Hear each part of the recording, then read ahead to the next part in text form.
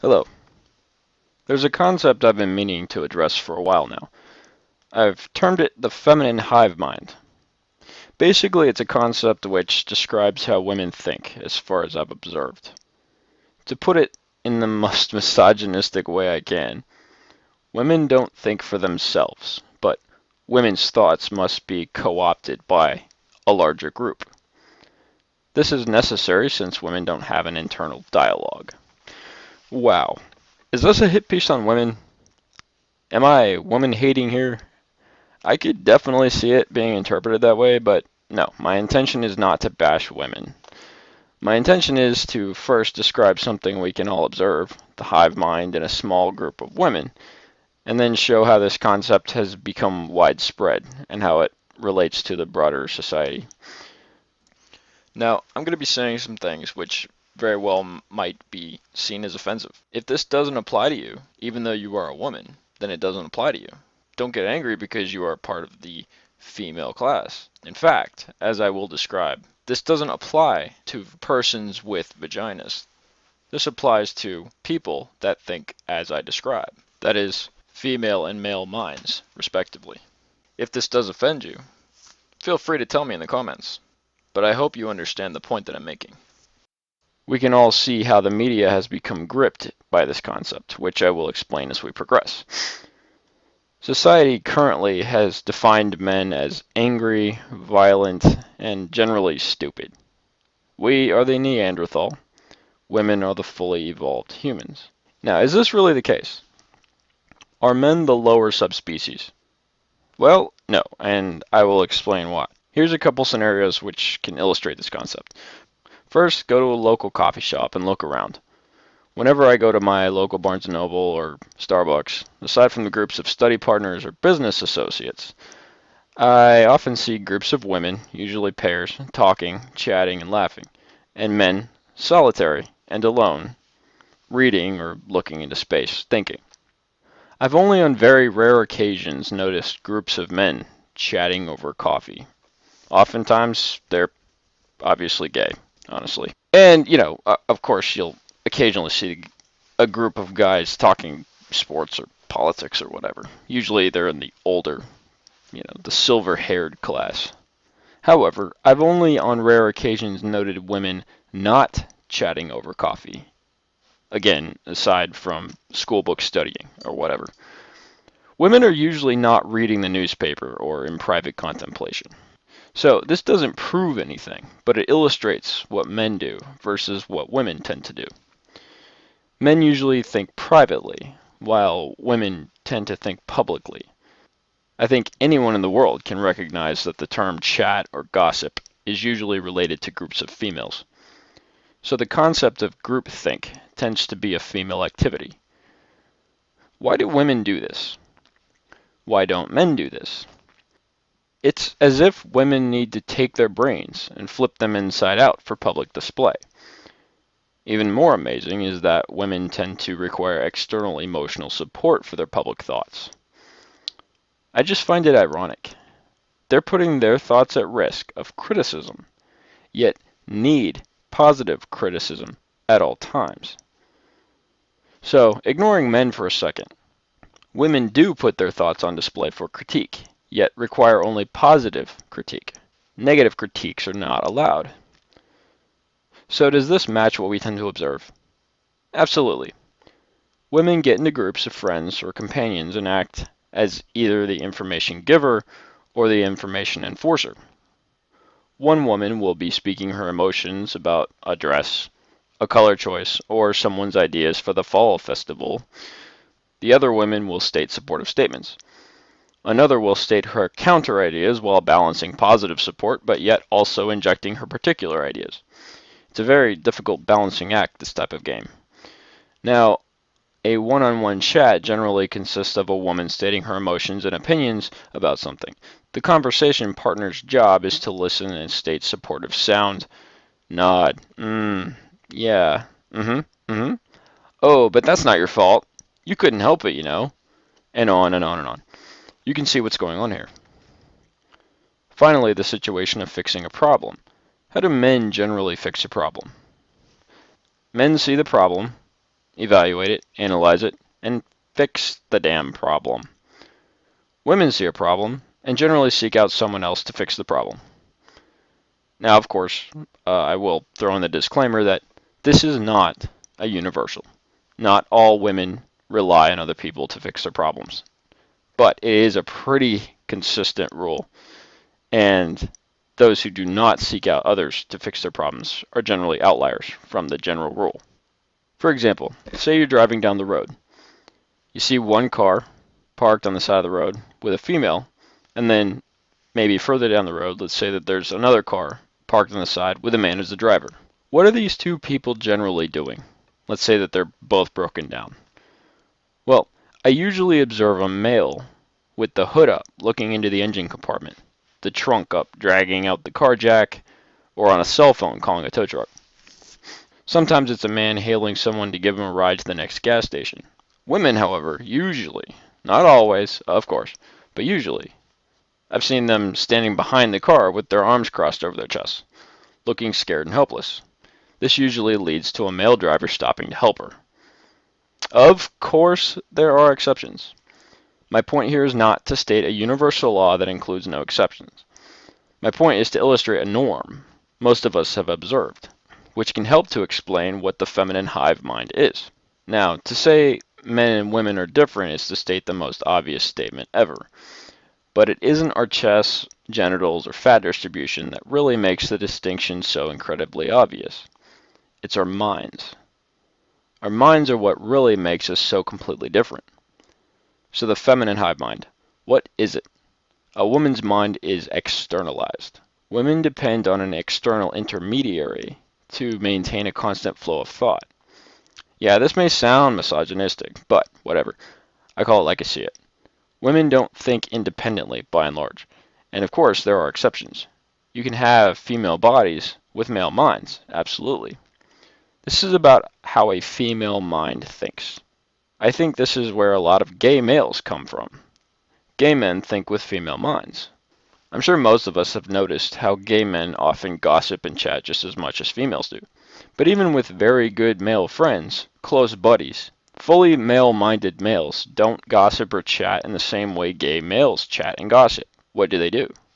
Men tend to say the conclusion of thoughts and then expound on those thoughts, or support those thoughts.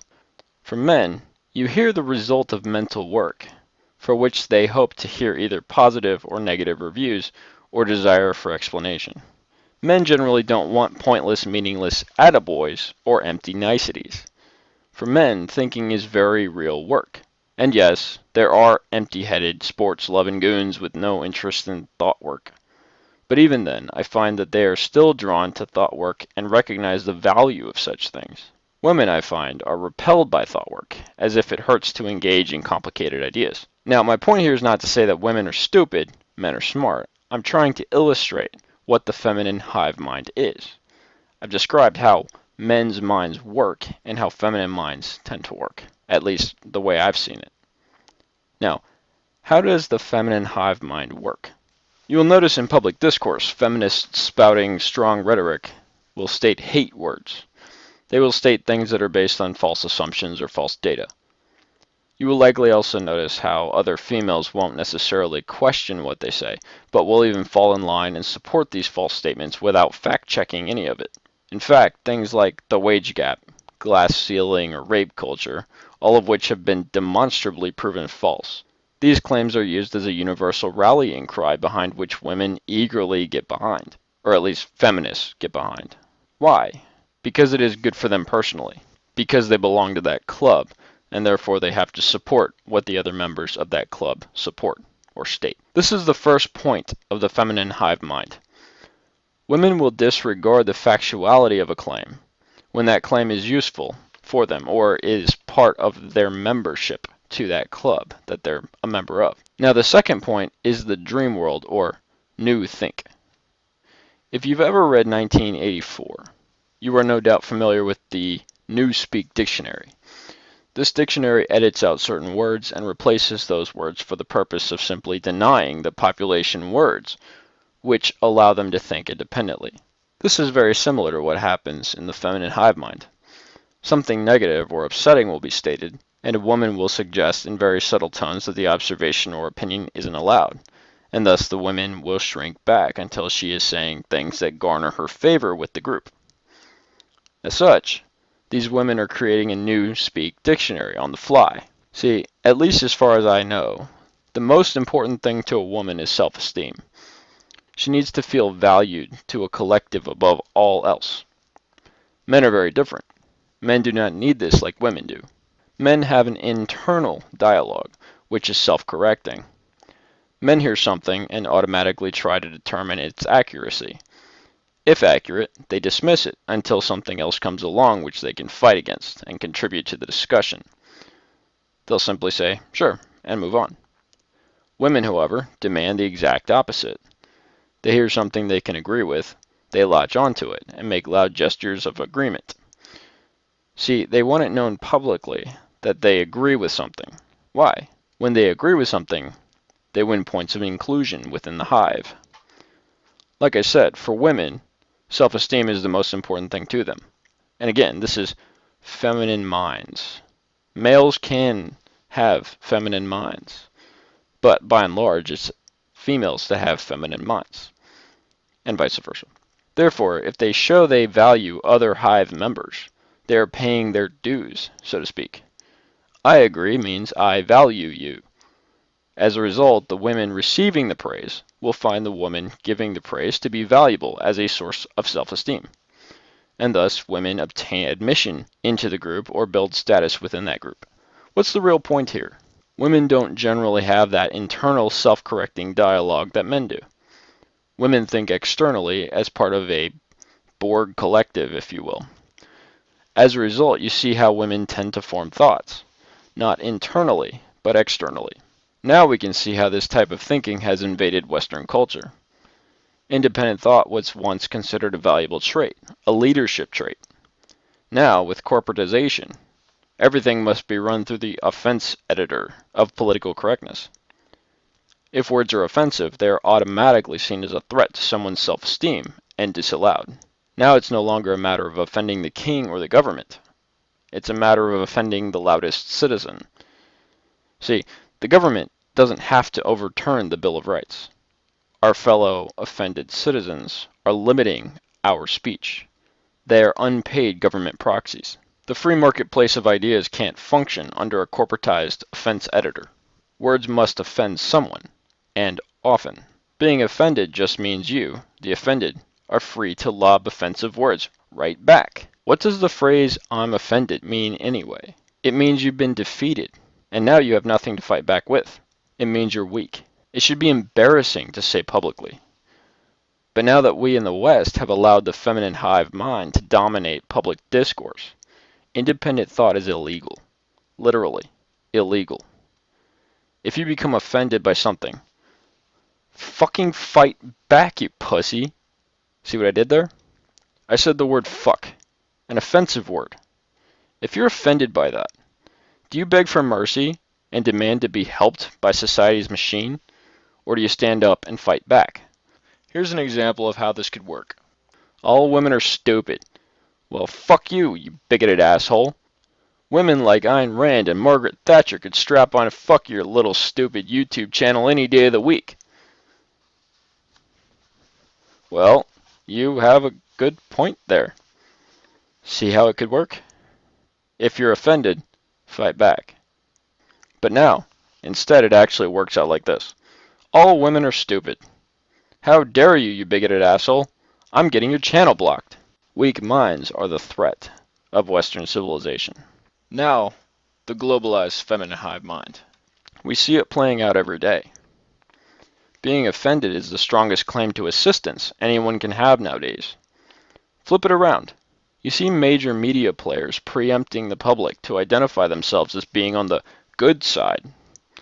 The young Turks constantly pussy beg and raise their asses to the great Muslim in the sky, trying to show they're on the good side. They're being good liberals and progressives. Same with the rest of the liberals. The hive mind that we see played out at the lowest levels, the small group gossiping at the local coffee shop, has become globalized, and now we're all players in this little gossip game. So, are women the fully evolved and men the Neanderthal? I would say it's the opposite. However, notice there is still power in numbers. The hive mind acts as a standing army to attack any offensive speaker. We are all dumber as a result. One day, should men dominate the conversation, we may see real freedom of speech. As it is, offend the hornets at your own risk. They own the courts, they own the legislature, and they own the public stage. One can only hope that, eventually, masculine independent thinkers will outnumber them. Putting it metaphorically, maybe independent city-states will overrun the hive mind, like bears knocking the hive over the cliff. As it is, stay safe out there. And thanks for listening.